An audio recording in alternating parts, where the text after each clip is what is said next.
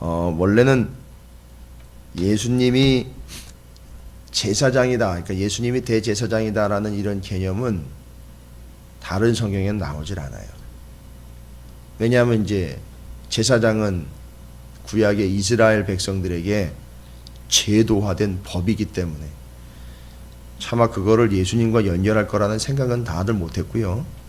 이제 예수님이 대제사장적인 의미로 오셨다라는 건 요 히브리서를 기록한 이 사도가 이야기를 하는 거예요. 그러니까 설명을 하는 거죠. 연결을 해서 이해를 시키려고 하는 거죠. 그다음에 그 히브리서에서 이제 대제사장이신 예수 그리스도라는 개념을 이야기를 하는 거예요. 다른 데서 나오는 거는 요 개념 가지고 이야기를 한 거죠. 자, 그래서 유대인들에게는 자신들을 하나님과의 관계에서 중간에서 중재를 해주고 자신들이 죄를 범했거나 자신들이 하나님 앞에 제사해야 될 일들이 생기게 되면 반드시 제사장의 도움을 받아야 되니까 이 제사장이 없어서는 안 되는 존재예요.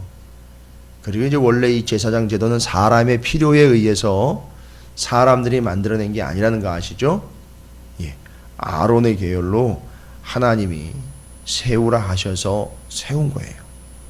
그러니까 이거는 사람이 사람의 필요에 의해서 자생적으로 생겨난 제도가 아니라 하나님이 사람들을 위해서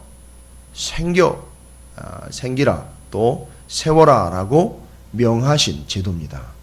그러니까 하나님을 위해서가 아니라 사람들을 위해서 하나님이 허락하신 제도예요. 이유는 하나죠. 사람들의 구원을 위해서입니다. 왜냐하면 죄를 지은 채로 계속 살아가다 보면 백성들은 그냥 죄인으로 죽는 거 아닙니까? 그죠? 그러다 그렇지 않고 죄를 지을 때마다 하나님 앞에 제물을 가지고 나와 용서함을 받고 화목하게 되고 하여튼 여러 가지 모양의 죄가 있을 때마다 제물을 가지고 나와 제사함으로 용서함을 받을 수 있다는 것. 그래서 그 제도가 너무너무 중요한 거였고 제사장은 따라서 없어서는 안 되는 인물이에요. 그래서 어쨌든 제사장은 제사라는 제도와 연결이 되어 있지만 의미상으로 보면 죄의 사함과 직결이 되어 있는 직분이에요.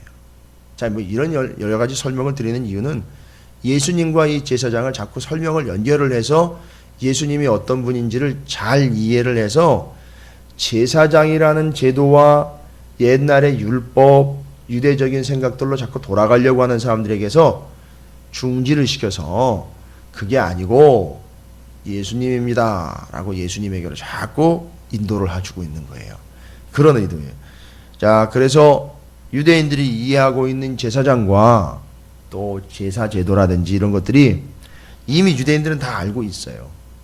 우리는 설명이 필요하지만 유대인들은 다 알고 있는 거예요. 누가 이야기해 주지 않아도 본인들은 그렇게 살아왔고 알고 있고 이해하고 배웠어요. 그러니까 유대인들은 다 알아요. 제사장이 무엇이고 심지어는요 제사장의 자격까지도 다 알아요. 어떤 사람이 제사장이 되는 건지, 대제사장은 누가 돼야 되는 건지, 대제사장의 조건은 무엇인지 다 알아요. 오늘 여기 히브리서 5장 1절부터 10절까지는요 뭘 이야기하려고 하는 거냐면 일반적으로 제사장의 자격이 뭡니까?를 설명을 해요. 대제사장은 어떤 사람이 되는 겁니까? 그걸 한 3가지로 설명을 합니다. 그리고 그 다음에 그 대제사장의 자격이 한 3가지 정도로 설명된 게 예수님이 거기 딱 맞아 떨어지더라는 거예요. 그렇게 봐도 사람의 관점에서 사람의 제사장, 사람인 제사장이 하나님이 세우신 제사장으로 자격이 되는 것처럼 어떻게 이렇게 하나님이 보낸 예수 그리스도께서 그 대제사장의 직분에도 자격에도 흠이 없이 딱 맞아 떨어지는지. 그러니까 예수님은 우리에게 의미상으로 보면 대제사장으로 오셔서 대제사장이 이루지 못했던 일들을 완벽하게 이루어낸 우리의 구세주입니다라는 걸 다시 얘기하려고 하는 거예요. 그러니까 여러분이 히브리서 5장까지 새벽마다 함께 하시면서 짧게 본문들을 묵상하셨지만 온통 다 뭐에 집중하고 있느냐 하면 제사 제도라든지 성전이라든지 율법, 제물, 제사장이라는 이런 제도에 초점을 맞추고 있는 게 아니라 이런 것들을 다 통해서 율법, 제사, 제사장, 제물, 성전 이런 걸 통해서 누구를 집중하려고 하느냐 하면 예수 그리스도를 집중하려고 하는 거예요. 그래서 이 유대적인 성향으로 다시 돌아가지 말고 옛날로 돌아가면 죽습니다. 옛날로 돌아가면 당신들은 죄를 사함 받을 길이 없는 거예요. 이제는 제 대제사장은 누구니까요? 예수님이니까. 마치 그건 예수님을 버리고 옛날로 돌아가는 건 이제 내일 얘기예요. 예수님을 버리고 옛날로 돌아가는 건 죽으려고 환장한 겁니다. 왜요? 대제사장인 예수 그리스도를 통해서 구원함을 얻지 못하면 예전에 만약에 죄를 지었는데 구약의 이스라엘 백성들이 죄를 지었는데 죄를 지은 자가 해야 되는 건 딱 한 가지예요. 죄를 고백하고 제물 들고 제사장한테 가는 거잖아요. 근데 제사장이 없어요. 제사장이요. 성전에 있는 성막에 있는 제사장한테 찾아가야 되는데 제사장이 없는 거예요. 이거 어떻게 됩니까? 그러면 이 사람은 계속 그냥 죄를 지닌 채로 살다가 죄인으로 죽고 지옥으로 가는 거예요. 뭐 뻔한 거지 않습니까? 그러니까 마치 예수를 버리고 옛날로 돌아가는 건 제사장 없는 대로 가서 제사장 없이 죄인으로 살다가 죄인으로 죽는 거나 똑같은 거라는 거죠. 이 심각한 일을 이야기하는 거죠. 자, 그러면 일반적으로 법적으로도 그렇고 일반적으로도 유대인들이 대제사장으로 세우는 기준이 있어요. 반드시 대제사장은 이 기준에 부합이 돼야 됩니다. 한 3가지 기준이 있어요. 오늘 성경에도 이야기한 내용들이 그대로인데, 첫 번째로 백성을, 이 대제사장들은 백성을 대표해야 됩니다. 그래서 대제사장은 유대의 법에 의하면, 그러니까 유대의 법, 율법 이런 개념이 아니라 이야기하지 않아도 당연한 건 뭐냐면 유대의 백성 중에서 세워져야 되는 거예요. 같은 백성들 가운데 사람 가운데에서 대제사장이 세워지는 거예요. 이게 첫 번째 원칙입니다. 다른 이방인이나 다른 존재가 아닌 유대인들, 이스라엘 백성들 사이에서 그 중에서 세워지는 게 원칙이에요. 대제사장은 어디 하늘에서 뚝 떨어진 게 아니고 다른 이방에서 특출난 인물로 세우는 게 아니에요. 그래서 반드시 그 가운데에서 세우는 게 원칙입니다. 그래서 바로 그 말이 뭐냐면 대제사장으로 세워졌단 말은 백성들 가운데에서 세워져서 그들을 대표하는 존재가 된다는 거예요. 그들을 대표하여 그들 가운데에서 세우는 거예요. 그래서 이제 이 의미가 바로 그들 중에서 뽑힌 자로서 그들을 대표한다. 그러니까 백성들을 대표하는 거니까 백성들을 책임을 져야 되는 거예요.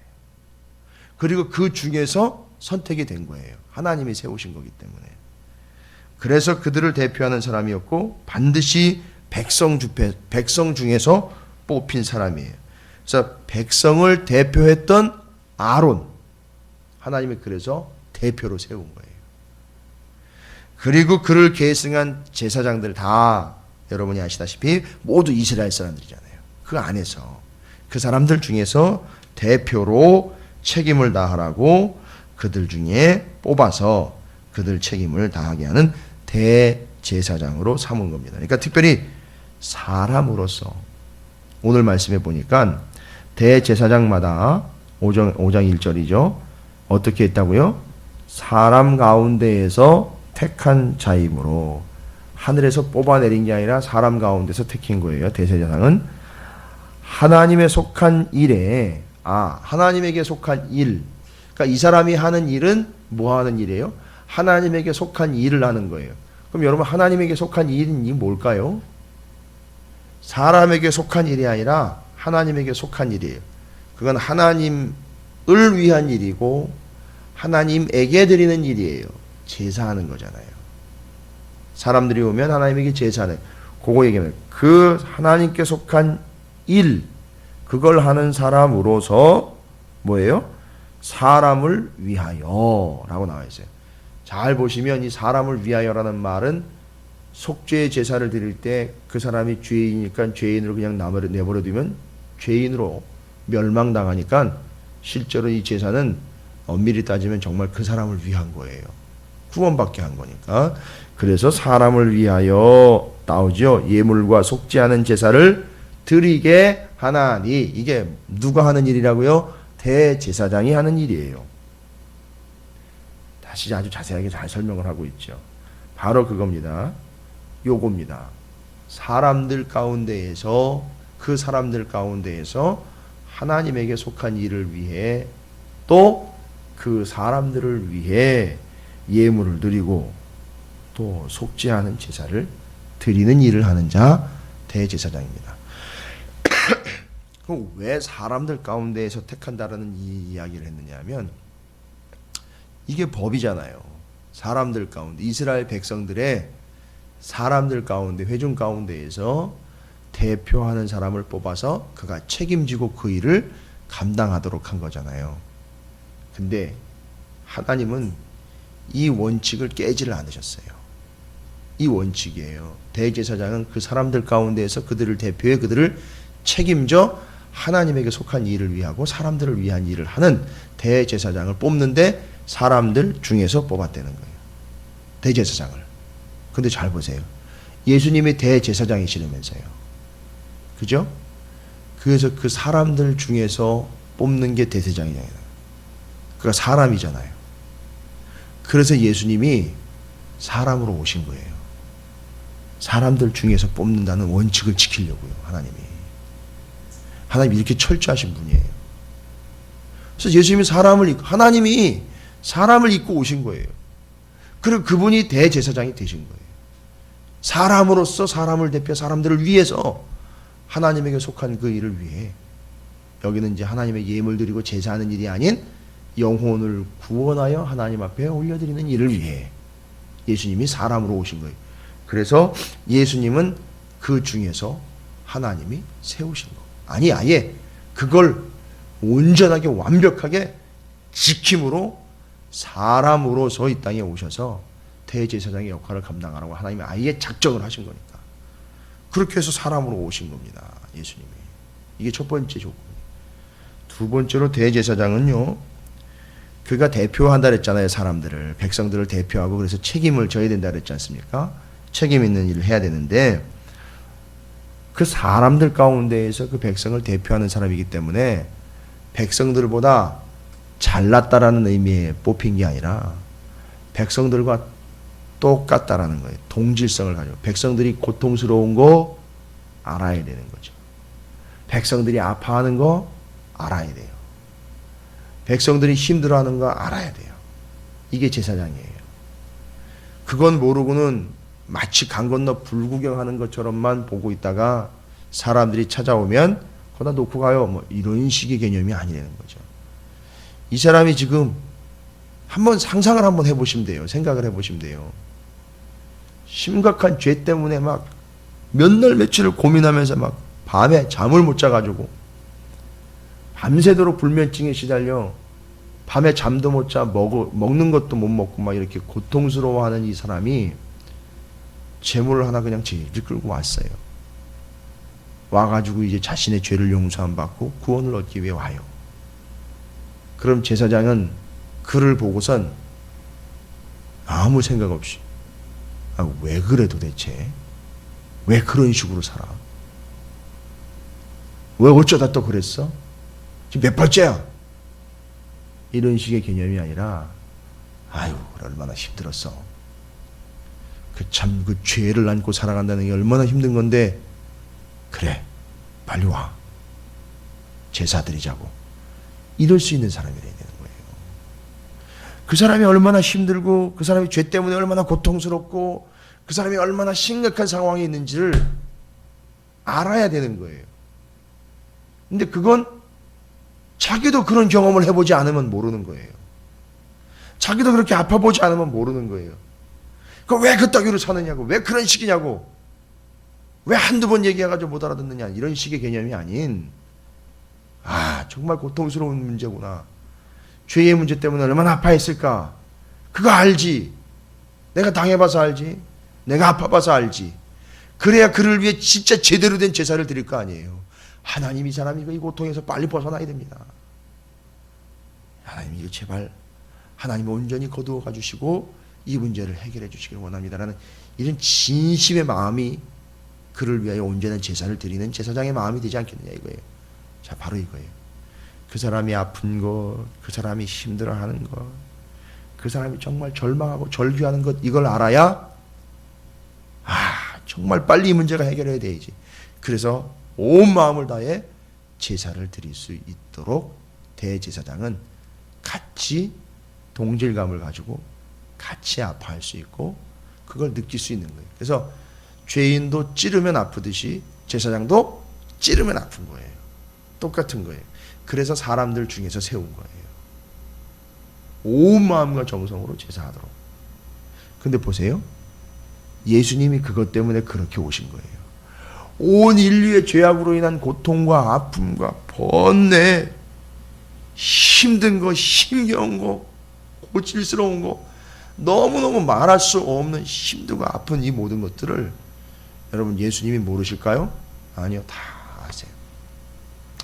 배고픈 것도 아세요. 배도 골아보셨고, 그죠? 그 다음에 집집마다 다니면서 얼마나 아픈지도 아셨고, 못에도 찔려봤고 나무에도 긁혀봤고 다 아파보신 거예요. 아파보시니 내가 구원해내야 될 이 사람들이 얼마나 아픈 가운데 살아가고 있는지 아시죠? 그러니까 예수님이 십자가에서 내려오시지 않으신 거예요. 그냥 이를 악물고 참아내신 게 아니라 이 사람들이 얼마나 죄 때문에 고통스러워하고 있고 얼마나 아파하고 있는 걸 아시니까 십자가에서 안 내려오신 거란 말이에요. 왜요? 내려오면요, 이 사람들 그냥 고통받은 채로 그대로 죽어야 되는 거예요. 죄인으로 그냥 죽어야 되는 거예요. 멸망길로 가야 되는 거예요. 그거 내가 어떻게 그렇게 하냐. 그건 아니라는 거지. 이 사람들을 그 고통이 얼마나 심각한 거, 그거 얼마나 아픈 건지를 예수님이 아시니까 그냥 십자가에서 다 감당을 해내시는 거예요. 내가 반드시 이들을 구원해내야 된다는 거예요. 얼마나 고통스러운 가운데 살고 있는지 내가 안 되는 거예요. 예수님이 다 겪어보셨으니까요. 그걸 지금 2절부터 쭉 이야기하는 내용이 그 얘기예요. 그가 무식하고 미혹된 자를 등이 용납할 수 있는 것은, 보세요, 왜 그 무식하고 모자르고 아프고 피가 줄줄 흐르는 고통스러운 육신의 병들로 고생하는 사람들을 용납하고 받아들이셨습니까? 이유는요, 자기도 연약에 휩싸여 있습니다. 주님이 다 아시는 거예요. 그 고통들을 그냥 생각으로 감각으로만 안 되는 게 아니라 다 당해보시고 당신도 찔려보시고 당신도 긁혀보셔서 다 아는 거예요. 얼마나 아파, 이 얘기예요. 예수님은 너 왜 인마 그따위야 이게 아니라 얼마나 아파 이거예요. 예수님이. 그러니까 사람으로 오실 수밖에 없는 거예요. 오셔서 그걸 다 감당을 하시고 다 싸질머지고 주님이 그렇게 십자가에서 돌아가시는 거예요. 그 예수님도 얼마나 힘드셨는지 그랬잖아요. 하나님 아버지 너무 힘듭니다. 이 잔을 내게서 거두어가 주십시오. 기억나시죠? 얼마나 힘드셨으면. 근데 기어이 하나님은 어떻게 하셨어요? 그 잔을 그냥 사랑하는 아들의 입에다 털어넣었어요. 그냥 네가 겪은 거, 네가 구원을 담당하고 네가 십자가에서 죽지 않으면 네가 그렇게 고통스러워하는 것처럼 이들은 그런 고통으로 살아가야 되는 거야. 번쩍 정신이 나시는 거죠. 아, 그렇지. 내가 이렇게 고통스러워하는 것처럼 이들도 죄 때문에, 이 세상의 문제들 때문에 그렇게 고통스러워하다가 그냥 지옥으로 가는 거구나. 그렇지. 내가 죽어야지. 내가 이렇게 고통스러운 것처럼 저들도 고통스럽다 그냥 지옥으로 가게 둘 수는 없지 하고 당신이 다 담당을 하신 거예요. 웬만하면 고통은 피해가야 되는 거 아니에요? 그런데 하나님 사랑하는 백성들의 고통을 다 감당을 하시고 아시기 때문에 이렇게 고통스럽게 두면 안 되겠다 하니 주님이 다 받아내신 거예요. 그래서 이 주님이 우리에게 이렇게 오신 것, 육신으로 오신 것, 대제사장으로 사람의 몸을 입고 오신 것에 대해서도 육신의 대제사장이 다른 백성들과 동일한 성정을 가지고 육신을 가지고 그 고통을 다 알고 이해하는 것처럼 주님도 우리의 모든 문제를 다 알고 이해하시면서 그걸 구원해내려고 직접 오신 분 예수 그리스도를 이렇게 제사장과 연결을 해서 설명을 하는 거예요. 그래서 3절에 보니까 그러므로 백성을 위하여 속죄의 제물을 드림과 같이 또한 자신을 위하여도 드리는 것이 마땅하니라. 이렇게 제사장이 자기를 위해서 제사를 드리는 것처럼 이 존귀는 아무도 스스로 취하지 못하고 오직 아론과 같이 하나님의 부르심을 받은 자라야 할 것이니라. 처음에 대제사장으로 부른 바 아론이죠. 그 다음에 예수님은 하나님이 직접 세워서 보내신 분이에요. 아니 직접 오신 분이죠. 또한 5절입니다. 이와 같이 그리스도께서 대제사장 되심도, 그러네요.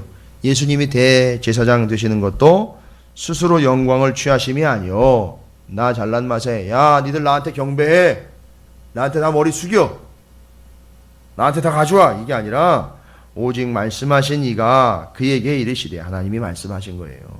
너는 내 아들이니 내가 오늘 너를 낳았다 하셨고 라고 말씀하시는 거예요. 아예 낳은 거예요. 육신으로 낳아서 그들과 함께하고 그들의 고통을 통감을 하고 그들을 위하여 구세주의 역할을 감당을 해라. 이 이야기로 우리에게 오신 겁니다. 그러니까 예수님을 다시 설명을 하는 거예요. 쭉 다. 야, 그러니까 우리는 지금 감동이 오잖아요. 이스라엘은 이해가 되는 거예요. 이스라엘 백성들은. 아, 그래? 예수님이 그런 존재로 온 거였어? 아, 그러면 반드시 붙잡아야 되네. 그냥 내버려두면 안 되겠네. 내가 믿어야 된다는 얘기네. 따라야 된다는 얘기네. 그분께로 가야 된다는 얘기네. 제물을 들고 제사장에 갔던 것처럼 내 죄를 가지고 가야 되겠네, 그분한테. 이렇게 되는 거예요. 이게 두 번째예요. 그래서 사람들 가운데에서 선택되었다. 대제사장이죠. 그래서 사람으로 오신 거예요. 그것이 뭘 이야기한다 그랬죠? 사람들의 고통과 아픔을 다 아신다는 거예요. 그래서 그들의 그 고통과 문제와 죄를 위하여 돌아가실 수 있고 십자가에서 죽으실 수 있었던 것, 또 그래야지만 구원을 얻을 수 있다는 것. 세 번째로요, 대제사장은 사람에 의해서 세워지는 게 아니에요. 사람 중에서 세워지지만 사람에 의해서 세워지는 게 아니라는 겁니다. 어떻게 세워지는 거죠? 바로 하나님이 세우신다는 거예요. 그게 이제 뒤에 나오죠.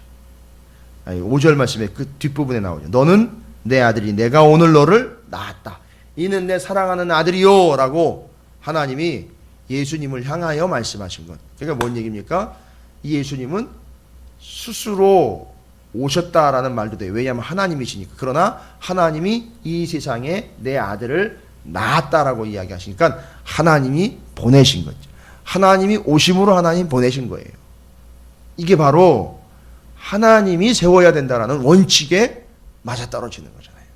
대제사장은 하나님이 세우는 거예요. 물론 역사적으로 이스라엘 역사에 있어서 대제사장을 하나님이 세워야 되는데 이놈의 이스라엘 백성들이 잘못 이해를 해가지고 저기 예전에 엘리야 시대 때 그때는 막 제사장을 지가 하고 싶다는 막 제사장 시켰어요. 그냥 너 해봐 이렇게 시켰어요. 그러니까 엉망진창 돼버려. 그때 다 그냥 싹을 다 멀쩡당하죠. 그 다음에 신구약 중간 시대 때 또 신약 시대 때 예수님 오셨을 때 보면 대제사장을 누구를 시켜버렸느냐 하면 로마에 아부하는 인간들을 정치적으로 세워버렸어요. 대제사장이 성전을 관리를 하니까 돈이 들어와요. 돈이 들어와요. 재물 팔아가지고 남기는 이윤들 들어와요. 그걸 세금으로 받으려고 말 잘 듣는 대제사장을 세운다고 자기네 사람들로 제사장을 세워버렸어요. 이런 일도 있었어요. 그럼 그게 온전하겠습니까? 그건 다 어그러진 거고요. 바로 요겁니다. 하나님이 세우시는 거예요. 여러분 그 원칙을 지금 지켜서 6절부터 10절까지 보면 그 원칙에 하나도 어긋남이 없이 누가? 예수 그리스도가 우리에게 대제사장으로 오셨으니 이제 죄가 있으면 여러분 스스로 그 주님께로만 나아가면 됩니다. 은혜의 보좌로 나아가면 됩니다. 또한 그 예수 그리스도만 붙잡으면 됩니다. 계속 이 이야기 하는 거예요. 그러니까 자, 근데 6절에 보니까요, 또한 이와 같이 다른 데서 말씀하시되, 다른 성경은 어디입니까? 창세기 14장 18절에 소개가 되고 있는 살렘 왕, 살렘, 예루살렘, 살렘의 왕인 멜기세덱이 예전에 이 멜기세덱이라는 왕이 살렘의 왕으로 세워져 있었어요. 근데 이 사람이요, 유대인은 아닙니다. 히브리인은 아니에요. 유대인들은 아닌데 이방의 왕이었는데, 잘 보세요. 왜 멜기세덱 얘기를 하냐면 멜기세덱의 반차를 쫓았다는 그 개념으로 오셨다라는 개념이에요. 이게 다른 게 아니라 멜기세덱의 후손 이런 얘기가 아니라 멜기세덱의 의미입니다. 그런 의미입니다. 그렇게 얘기하는 건데, 뭔 얘기예요? 이방의 살렘의 왕인 멜기세덱인데, 이 사람이요 무슨 일을 했냐면 왕인데 왕의 사명을 감당하면서 살렘의 왕으로서 제사장의 역할까지도 감당했어요. 그리고 보니까 이제 옛날에 그 고대 근동에 많은 왕들은 제사장의 역할까지도 다 감당을 했어요. 그러니까 왕이 곧 하나님과 상통한다라는 개념으로 왕이 신과 통한다. 그래서 왕이 왕권과 제사권을 다 가지고 있었어요. 그래서 왕권, 제사권을 한 몸에 다 가지고 있었어요. 이게 제정일치라 그래요. 제사와 정치를 하나로 해서 제정일치, 곧 왕이 제사를 드리는 제사장, 왕이 곧 왕 역할 다 감당하는 거예요. 이게 멜기세덱이에요. 그런데 예수님을 여기다 비유를 해버렸어요. 예수님은 이런 멜기세덱의 의미입니다, 이런 얘기를 해버린 거예요. 멜기세덱을 따라갑니다가 아니라, 여러분 아시죠? 옛날에 창세기에 살렘 왕 멜기세덱이 제사장이면서도 그 나라 왕이었던 거 아시죠? 바로 예수님은 뭘로 오신 거죠? 왕으로 오셨을 뿐만 아니라 제사장으로도 오신 겁니다. 이거예요. 여러분, 기름 부음을 받는 세 가지 직분 아시죠? 왕, 제사장, 예언자. 이 세 역할을 다 한꺼번에 감당한 사람들이 있어요. 역사에서. 사사예요. 여러분, 그 사사는 바로 예수 그리스도를 예표하는 거예요. 물론 엉뚱한 사사들도 있었지만 그 사사기를 보면 거기도 기독교의 진리들이 숨어져 있어요. 나중에 시간 되면 사사기 연구할 때 정말 깊은 의미가 사사기에 많이 담겨 있어요. 그러니까 지금 여기 예수님은 왕이요 제사장으로 오신 거예요. 맞잖아요. 예수님은 만왕의 왕이시며, 그죠? 제사장으로 오신 거예요. 근데 이스라엘 백성들은요, 두 종류의 왕을 기다리신 거 아십니까? 두 종류의 왕을 기다렸어요. 두 종류의 왕이 두 종류의 메시아. 장차 올 메시아를 어떤 메시아를, 왕 같은 메시아. 그러니까 왕 같은 메시아로 와가지고 어떻게 해야 돼요? 다 평정하는 거예요. 쫙 다 평정해가지고 그 권위 아래 다 무릎 꿇혀가지고 딱 정리해버리는. 누구를 최고의 왕으로 이들은 모시고 있죠? 다윗 왕. 그러니까 다윗 왕과 같은 메시아.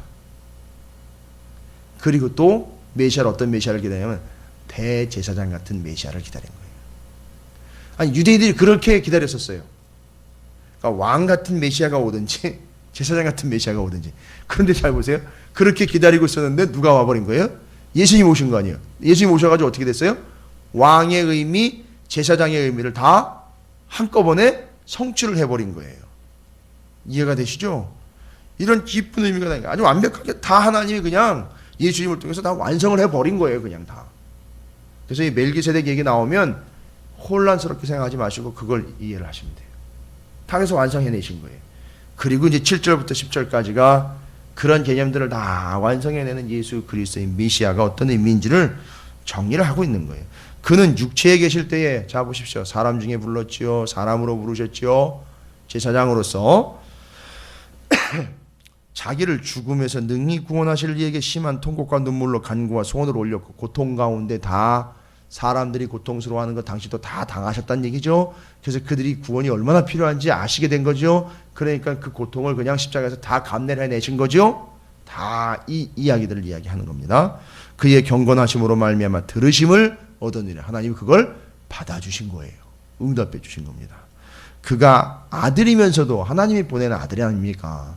아들이면서도 받으신 고난으로 순종함을 배워 온전하게 되셨은즉 자기에게 순종하는 모든 자에게 영원한 구원의 근원이 되시고 다 보여주신 거예요. 내가 이렇게 하나님에게 온 마음과 뜻으로 순종하여 구원을 이루어내는 것처럼 너희들도 내게 순종해라. 그러니까 예수님께 순종함으로 구원을 얻고 예수님만을 따르라라는 걸 이야기하고 있는 거예요 지금.